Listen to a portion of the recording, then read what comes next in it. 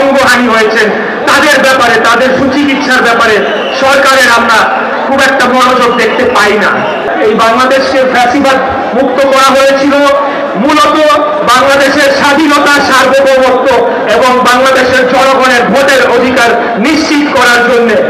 অঞ্চলের প্রায় 80 জন মাদ্রাসা ছাত্ররা জীবন দিয়েছে, কিন্তু তাদের ব্যাপারে আমরা সরকারের কোনো উদ্যোগ দেখতে পাই না। আজ এই গত আন্দোলনে 20 জন রিক্সা চালক ভাইয়েরা তারা জীবন দিয়েছেন, তাদের ব্যাপারে সরকারের কোনো আমরা উচ্চবাচ্য বা কোনো কর্ণপাত তারা করেন আমরা দেখতে পাই না। অন্তত 6 জন শিশু নিহত হয়েছেন, যাদের ব্যাপারে আমরা এই সরকারের কোনো তারা কর্ণপাত করবে সেটি আমরা দেখতে পাই না।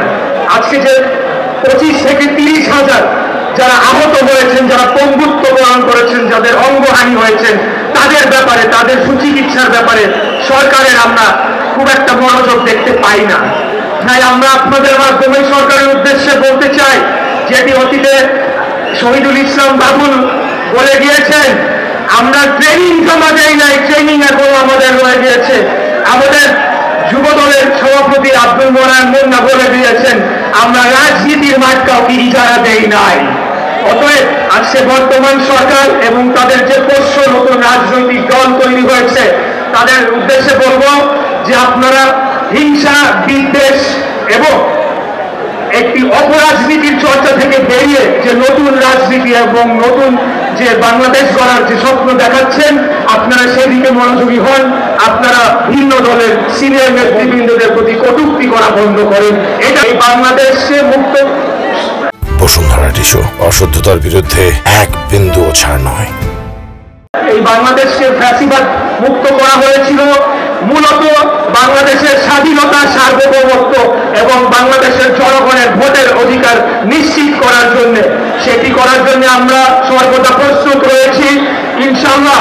আমি সবাইকে বলবো, এই নতুন বাংলাদেশে আমরা হিংসা, বিদ্বেষ এবং পরস্পর বিরোধী যে হিংসাত্মক রাজনীতি বাদ দিয়ে আমরা একটা সুন্দর রাজনীতির চর্চা করি, যেখানে সকলে আমরা ধর্ম, বর্ণ নির্বিশেষে আমরা সকলে পাশাপাশি সহ অবস্থান করে আমরা বসবাস করব এবং বাংলাদেশের ভবিষ্যৎ নির্ধারণের ক্ষমতা আমরা জনগণের হাতে ছেড়ে দিব। জনগণ ভোট দিয়ে যেই রাজনৈতিক দলকে রাষ্ট্র ক্ষমতা আসীন করবে সেটিকে আমরা মেনে নিব। সেটি হলো আমাদের আগামী দিনের প্রতিজ্ঞা। আমাদের নেতা দেশ জনাব তারেক রহমানের নেতৃত্বে সেটি আমরা অবশ্যই নিশ্চিত করব। বাংলাদেশে একটা গণতান্ত্রিক রাজনৈতিক নির্বাচিত সরকার প্রতিষ্ঠার মধ্য দিয়ে এই প্রতিজ্ঞা এবং এই আশা ব্যক্ত করে আমার বক্তব্য শেষ করছি। খোদা হাফেজ। বাংলাদেশ জিন্দাবাদ, বাংলাদেশ জাতীয়তাবাদী দল জিন্দাবাদ, শহীদ রাষ্ট্রপতি জিয়া রহমান অমর হোক, দেশনেত্রী বেগম খালেদা জিয়া জিন্দাবাদ, আমাদের প্রাণপ্রিয় নেতা দেশ নায়ক জনাব তারেক রহমান জিন্দাবাদ, জিন্দাবাদ, জিন্দাবাদ। আসসালামু আলাইকুম। সম্মেলনের পূর্বে পর্যায়ে বক্তব্য রাখার জন্য অনুরোধ করছি বাংলাদেশ জাতীয়তাবাদী যুব দলের সাবেক ভারপ্রাপ্ত সাধারণ সম্পাদক